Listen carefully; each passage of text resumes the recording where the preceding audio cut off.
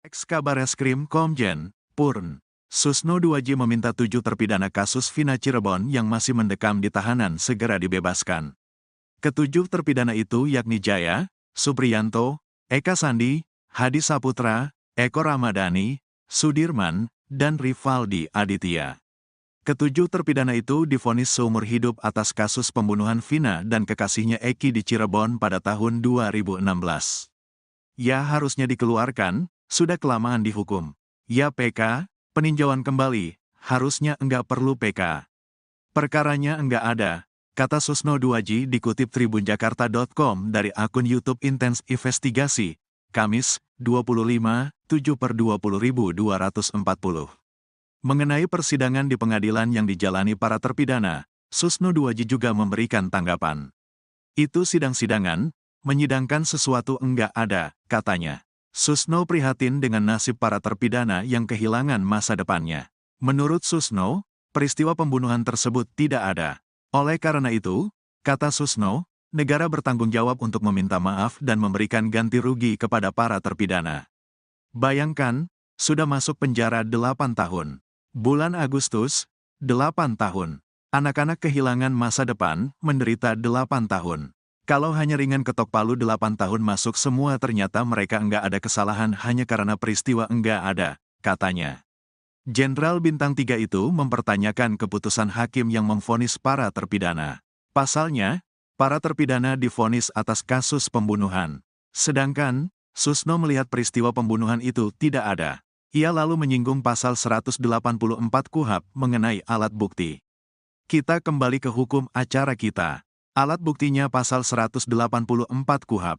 Ada gak saksi bilang ini pembunuhan? Ada AEP, DD. Kemudian Rudiana, tambah Melmel hilang, AEP hilang, Rudiana ada, kata Susno. Kemudian, kata Susno, DD mencabut keterangannya. Sedangkan saksi ketua RT Pasren dan anaknya Kahfi, Susno menduga keduanya pembohong. Saksi kalau tidak alat bukti lain yang memperkuat maka itu tidak ada gunanya, saksi gugur, kata Susno. Susno lalu menyinggung persoalan ahli. Ia mempertanyakan ahli yang menyebut peristiwa Vina Cirebon merupakan kasus pembunuhan. Enggak ada, katanya. Sementara ahli yang melakukan visum kepada Vina dan Eki, kata Susno, menyatakan bukan pembunuhan. Kata Susno berdasarkan ahli visum, meninggalnya Eki dan Vina tidak wajar karena benturan benda keras. Benturan benda keras bisa saja kepala terbentur di aspal atau kakinya, kepala di pembatas jalan, imbuhnya. Kalau berpikir hukum ya penyidikan dipikirkan peristiwa dulu setelah peristiwa dinilai ini pidana apa bukan, peristiwa enggak ada sama saja meributkan bayang-bayang, sambung Susno. Selain itu, Susno mengatakan saat peristiwa terjadi pada tanggal 27 Agustus tahun 2016 di Jembatan Talun, korban Vina ternyata masih hidup. Sementara, Eki sudah meninggal. Kemudian helm dan sepeda motor itu sudah selesai. Selesai dengan apa? Itu kecelakaan lalu lintas tunggal, yang memeriksa Polres Cirebon Kabupaten, karena wilayah Cirebon Kabupaten. Sekarang berkembang ada pembunuhan di Cirebon Kota, kata Susno. Saya tidak tahu pembunuhan yang mana. Apakah ada pembunuhan di Cirebon Kota, yang ada peristiwa kecelakaan lalu lintas di Cirebon Kabupaten sudah ditangani Polres Cirebon, jenazah sudah dikubur, sudah selesai, katanya. Selain itu, Susni mengungkapkan saksi Dede tidak pernah memberikan keterangan di depan pengadilan. Saat dilakukan berita acara pemeriksaan, BAP, kata Susno, Dede juga tidak disumpah. Bebas dia berbohong, saksinya lemah, keterangan ahli tidak ada. Pengakuan terdakwa tidak ada karena dicabut, katanya. Kakak Vina masih yakin pembunuhan sementara itu, keluarga Vina Cirebon tetap meyakini peristiwa tahun 2016 terkait dengan pembunuhan dan pemerkosaan. Meskipun Saka Tatal melalui kuasa hukumnya telah mengajukan novum atau bukti baru di hadapan majelis hakim dalam persidangan PK pada Rabu, tanggal 24 Juli tahun 2024, untuk membuktikan bahwa dirinya tidak bersalah. Dari 10 novum yang disampaikan, mereka mencoba meyakini bahwa kematian dua sejoli tersebut adalah murni kecelakaan. Namun, Marliana, 33, kakak kandung Vina, masih meyakini bahwa peristiwa tersebut adalah kasus pembunuhan. Kami menyerahkan semuanya kepada pihak kepolisian dan pengadilan.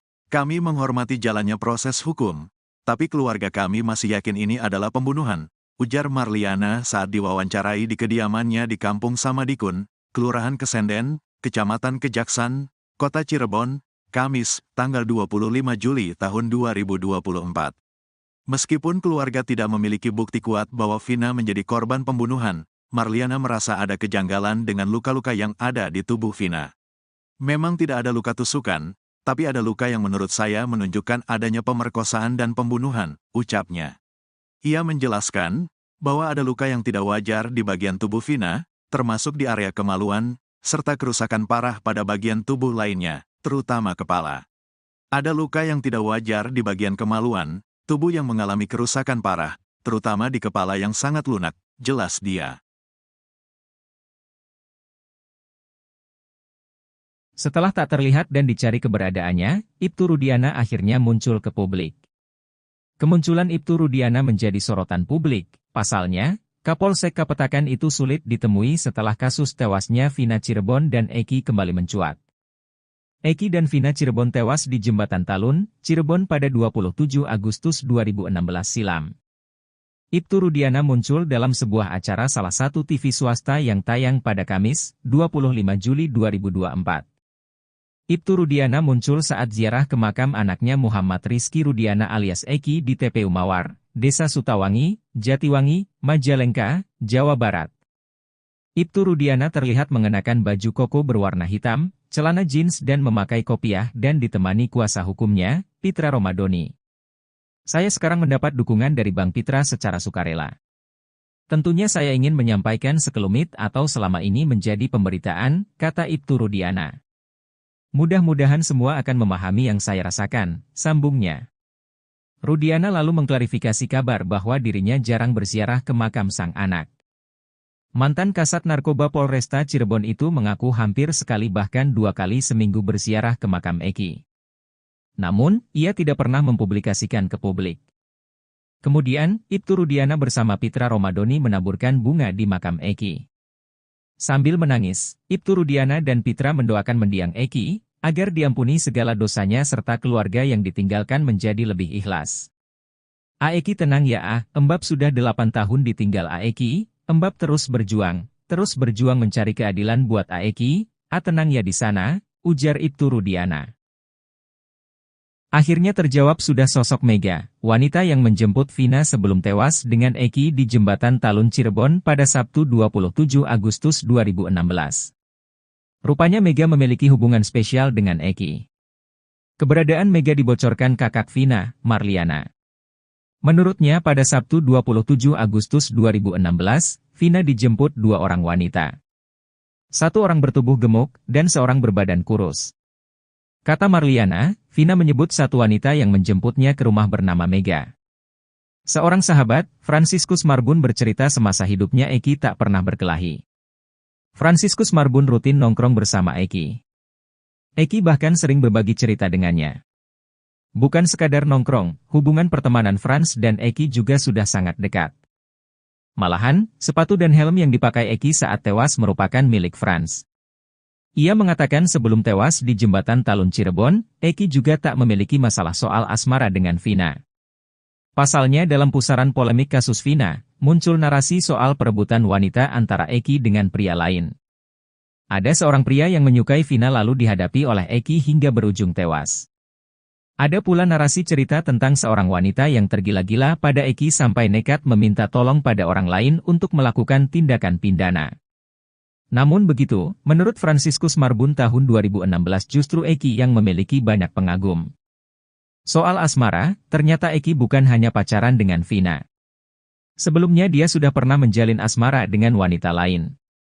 Franciscus Marbun pun menyebutkan 3 mantan pacar Eki. Mega Bari, Revita, satunya lagi siapa ya dulu Kiki gitulah, kata Franz. Nama Mega ini sama dengan sosok wanita yang menjemput Vina di malam kejadian. Sayangnya, Marliana mengaku tak melihat wajah Mega. Namun dia meyakini malam itu Vina menerangkan wanita yang menjemputnya adalah Mega. Dede Riswanto berani sumpah pocong usai pengakuannya soal kesaksian palsu di tahun 2016 membuat dirinya dituding fitnah dan disomasi Ibtu Rudiana.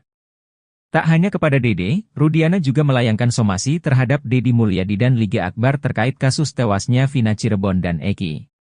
Pitra Romadoni, kuasa hukum Ibtu Rudiana meminta ketiga nama itu menyampaikan permintaan maaf secara terbuka kepada ayah Rizky alias Eki dan keluarga dengan batas waktu 3x24 jam.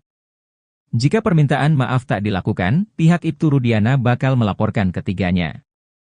Somasi ini dilayangkan pihak Ibtu Rudiana buntut dari munculnya kesaksian Dede di YouTube Deddy Mulyadi. Kepada Deddy Mulyadi, Dede menyebut kesaksiannya 8 tahun lalu soal kematian Vina dan Eki adalah karangan Ibtu Rudiana.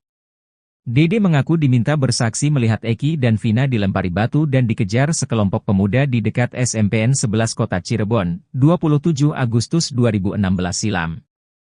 Menanggapi hal ini, Pitra mengatakan perkataan Dede adalah fitnah. Deddy Mulyadi juga ikut disomasi lantaran dianggap bertanggung jawab atas penyebaran berita bohong. Pasalnya cerita Dede tersebut tayang di YouTube Deddy Mulyadi. Dikatakan Pitra, selama ini Ibtu Rudiana sudah sabar dengan apa yang telah dilakukan ketiganya. Kali ini pihaknya meminta ketiga orang yang disomasi tersebut meminta maaf. Namun bukannya minta maaf, Dede justru kekeh dengan pernyataannya yang ia anggap jujur, bahkan ia berani sumpah pocong.